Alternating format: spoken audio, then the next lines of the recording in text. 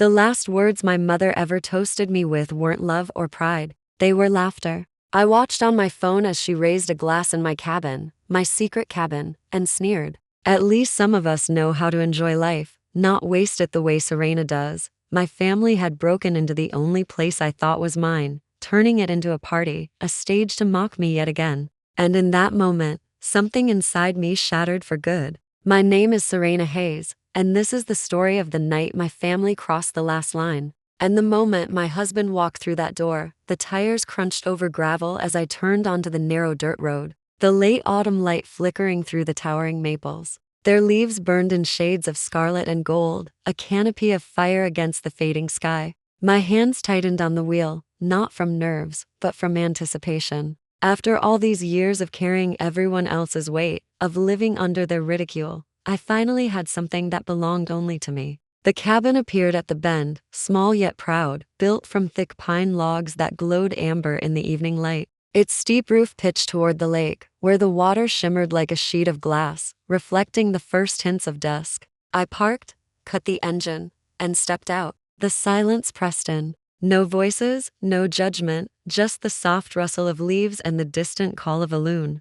Inside, the air smelled of fresh timber and stone. The fireplace stretched up the wall in rough gray rock, a hearth waiting for winter flames. A solid oak desk sat against the window, its surface bare, aching for paper and ink. Beyond the glass, the lake spread wide and still, a view that promised solitude. I ran my hand across the smooth wall over every knot and grain, whispering to myself that this was mine. Memories surfaced without mercy. My father's voice, sharp as a whip. Literature won't put food on your table, Serena. My mother's laugh the day my fellowship rejection letter arrived. Told you, you always aim to high. Those echoes had followed me for years, gnawing at every step I took. Yet here, with my palm pressed to pine, I felt them finally weaken. I pulled a leather-bound journal from my bag, sat at the oak desk, and opened to the first blank page. The pen hovered before I let the words flow. This will be the one place I never have to share with anyone.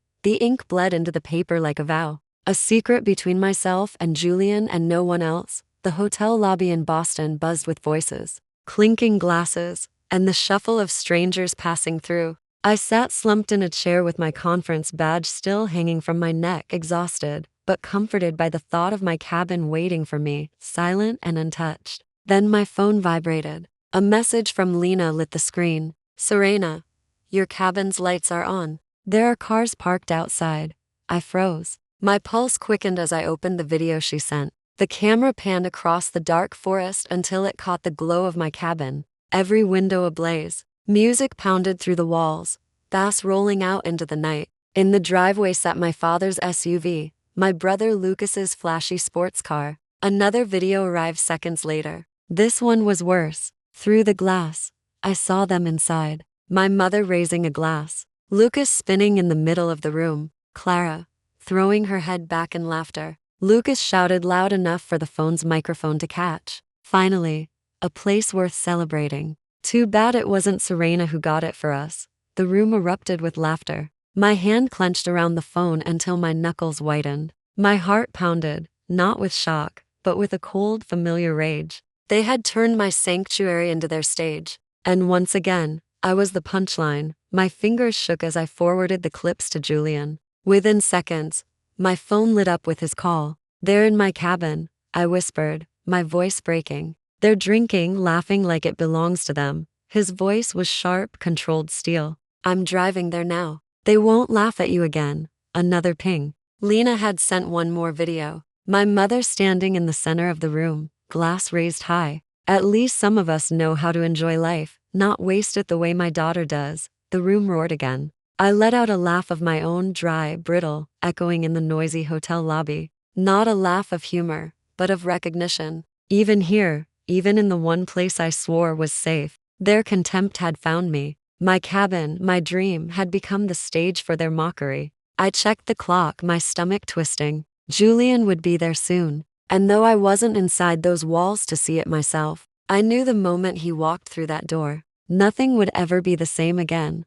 The cabin blazed with light, music pounding against the wooden walls, the bass thudding like a heartbeat gone wild. Lucas spun Clara around in a sloppy dance, both of them shrieking with laughter while my father lounged in the corner with a glass of whiskey. My mother stretched across the sofa, her smirk sharp as glass, the queen presiding over their invasion. Then the door slammed open. Julian filled the frame, tall, broad-shouldered, his black coat catching the cold night air. In his hand, his phone glowed. He didn't raise his voice. He didn't need to. He pressed play, and the cabin itself turned traitor. From the tiny speaker came Lucas's drunken roar of laughter, followed by my mother's voice, cruel and familiar. Wasting her life on worthless dreams. The music cut off. Laughter froze in their throats. Silence pressed down heavier than the storm outside. Julian's eyes locked on my father. You said this cabin was thanks to the family. Every beam, every stone, every nail was paid for by Serena. My father, Robert, straightened in his chair, puffing out his chest. She owes us everything. Julian stepped closer, his voice low but sharp. No, you've fed off her kindness for years. You've lived by tearing her down. Clara's hand trembled. Her glass slipped from her fingers, shattering on the hardwood. Red wine spread across the floor like blood, a stain of humiliation no one dared acknowledge. The silence broke with Clara's scoff. Serena will always be the pathetic one. She hides behind her books because she can't face real life. Julian's jaw tightened as he moved toward her, each word honed to a blade. No, she is stronger than every one of you combined. She's worked, sacrificed, endured, while you've done nothing but laugh at her pain. Lucas shoved forward, his voice rising. This cabin belongs to all of us. She has no right to keep it for herself. Julian didn't flinch. She owes you nothing, and if any of you step foot in here again, the law will answer for her. Then came the twist. He raised his phone higher, the screen blazing. Shall I show the whole town these videos? Every insult, every laugh at her expense? Tell me, who would be humiliated then, Serena or all of you? The room went dead, still. Robert's gaze dropped to the floor, his authority cracking. Eleanor flushed red, stammering. We were just having fun. Lucas swallowed hard, his bravado gone, unable to meet Julian's eyes. Julian's command split the air. Out now. Chairs scraped back. Glasses clinked against tables, feet shuffled. One by one, they filed past him, slipping into the night like thieves caught in their own reflection. Julian stood alone in the wreckage, crumbs on the counters, wine bleeding into the rug, the echo of their laughter still clinging to the air. The wind whistled through the cracks of the old wood. He lowered his phone and whispered into the emptiness. They'll never laugh at you again. Serena. Morning light filtered through the trees as I pulled up the gravel drive. But the cabin no longer looked like the dream I had carried in my chest. Inside was wreckage, wine bleeding into the rug like an unhealed wound. A chair tilted sideways with a broken leg, bits of cake smashed into the floorboards. Plastic cups and torn wrapping paper scattered everywhere. My throat tightened. They turned my dream into a dump. As I bent to pick up a shard of glass, a memory cut sharper than the edge itself, my father's voice rang in my head. Nothing you write is worth a damn. The sting was as fresh as the day he'd said it. This cabin wasn't just vandalized. It was as though every insult I had ever swallowed had been carved into the walls. Julian slipped off his coat, rolled up his sleeves, and met my eyes. We'll take it back piece by piece. Not just the cabin, your life. So we worked. Julian, Lena, and I scrubbed until our hands ached. Every stain that disappeared felt like an old scar being lifted from my skin. Every chair we sat upright felt like reclaiming ground they had stolen. Then, as I hauled a trash bag out to the porch, a folded envelope slid from a forgotten jacket pocket. My heart stilled. Across the front, in Lucas's handwriting, were the words Lockwood Retreat Investment Proposal. I tore it open. They hadn't just crashed my sanctuary. They were planning to claim it, rename it, build their legacy on the bones of my freedom. By evening, the cabin smelled of lemon soap and woods again. Though the air still carried the bruise of what had been done, I collapsed into a chair, exhausted. When my phone began to buzz, first my mother's number, then Lucas's, then my father's. One by one, they lined up on the screen, relentless. I let them go to voicemail, then listened to the messages stack up. You misunderstood. We were just having fun. Don't make this bigger than it is. Share the cabin. It makes sense. Serena, family is family. Don't turn your back on us. I set the phone face down and slid it across the table. For once, I didn't explain, didn't defend, didn't beg. Lena's hand brushed my shoulder. You've never been weak. They just made you believe you were. I let out a laugh. Low and bitter, but steady. Silence will be my answer. The only one, and maybe the sharpest revenge. I stepped outside, the night cool against my face. The woods were dark, the lake hushed, the stars just starting to break through. Then twin beams of light appeared at the end of the dirt road. My stomach dropped. 3 cars, engines humming,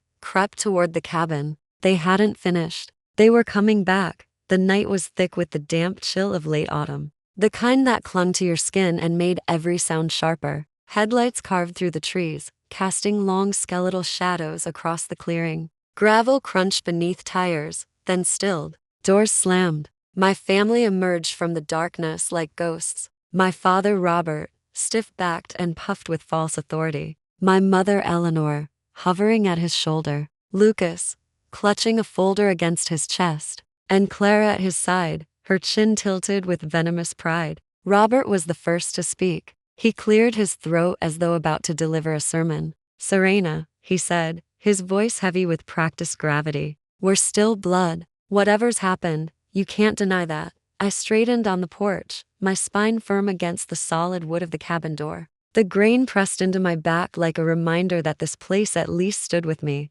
My words came sharp, unwavering. Blood isn't enough. Respect matters, and that's something none of you have ever given me. Lucas stepped forward then, holding out the envelope I discovered earlier. The one marked Lockwood Retreat. His grin was brittle, his voice coaxing. We can make this place into something bigger, something for all of us, a family resort, a legacy. Sharing the cabin is the reasonable thing to do. He extended the paper as if it were an olive branch. I let out a short, humorless laugh. Share? You've never built anything for me. Not a single wall. Not a single nail. Yet here you are demanding a piece of what I bled for. You call it sharing. I call it stealing. And not this time. The words hung in the cold air, and for the first time, Lucas's confident smile faltered. Clara stepped forward, her heels crunching on the gravel, her smirk razor sharp. Don't fool yourself, she sneered. You'll always be the family's failure. You'll come crawling back when you realize you can't stand on your own. You always do. Her words should have burned, but instead I felt something unexpected, a calm that spread like steady fire through my chest. I met her glare and let my lips curve into a small, serene smile. No, I said softly, each syllable firm as stone. Not this time. Silence fell heavy over the clearing. The wind rattled the branches overhead, and for a moment, no one moved. My family stood in the wash of their headlights, caught between arrogance and unease, while I remained rooted to the porch, the cabin at my back. It wasn't anger that steadied me anymore. It was clarity. And for the first time in my life, I wasn't bracing for their judgment. I was delivering mine. The wind swept through the trees, scattering brittle leaves across the porch, their whispers louder than the silence pressing between us. I stood firm, the wood of the cabin door steady at my back. Julian stepped out beside me, his presence quiet but unyielding, his eyes hard as steel, fixed on the 4 figures at the bottom of the steps. He didn't need to speak. His silence was weight enough. I drew in a slow breath, then faced them head on. My voice cut through the night, steady and sharp. You've made me your punchline my entire life. Every dream I dared to chase, you mocked. Every failure you celebrated. This cabin, this one place was mine. And I'm telling you now, none of you will ever set foot inside it again. For a beat, no one moved. Then my mother broke. Eleanor's face crumpled, tears streaking down her cheeks as her voice cracked.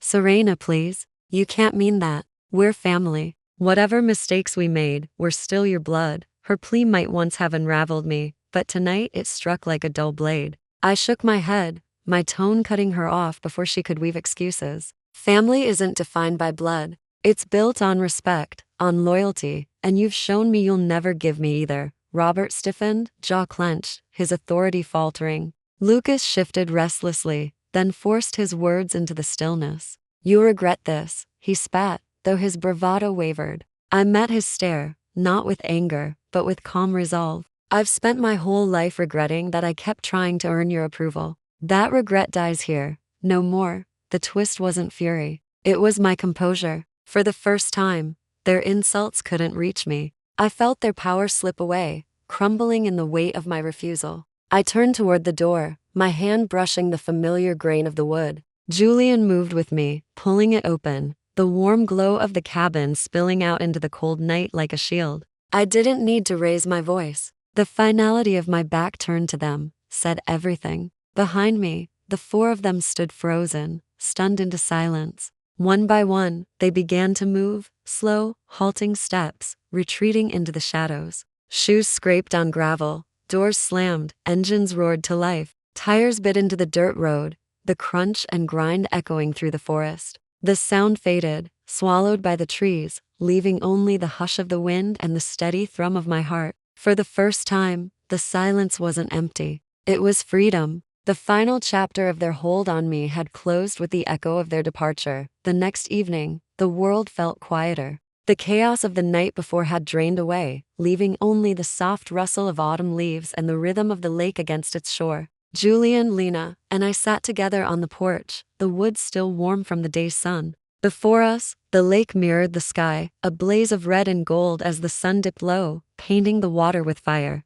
The trees whispered in the wind, their branches brushing against one another like a closing hymn. I leaned back, breathing deeply, letting the silence settle in a way it never had before. For the first time in years, it wasn't heavy or suffocating. It was mine. My mind traced every step that had brought me here. From the moment I saw the videos of my family laughing inside my cabin to Julian's fierce stand at the doorway, to the moment I faced them myself and said what I'd never dared to say. Each piece clicked into place like a puzzle, finally solved. I wasn't the overlooked daughter anymore. I wasn't their scapegoat, their convenient joke. Sitting there, I felt the truth wrap around me like the blanket of twilight. I was a woman who had claimed her own life, unshaken, unnowned. Lena poured tea into mismatched mugs, the steam curling into the cool air. Julian reached for my hand, his thumb brushing across my knuckles, steady and grounding. I looked out over the lake, its surface glowing like molten glass, and whispered, "This cabin is mine, and so is my life." Julian's smile was quiet, certain. "You're free now. They don't hold any power over you anymore." The phone buzzed on the table beside me, its screen lighting up with my mother's name. For a long moment, I stared at it, listening to the faint hum of the vibration against the wood. Then I turned it face down. The silence that followed wasn't avoidance. It was my final answer, louder than any words I could ever speak. I reached for my journal, opening it to a clean page. The pen glided across the paper with calm certainty as I wrote. I am no longer the victim in my own story. I am the author. As the last light faded and the stars began to rise, I closed the book and laid it on my lap. Peace settled around me, not fragile, but strong, as unshakable as the lake itself. For the first time, my story belonged only to me.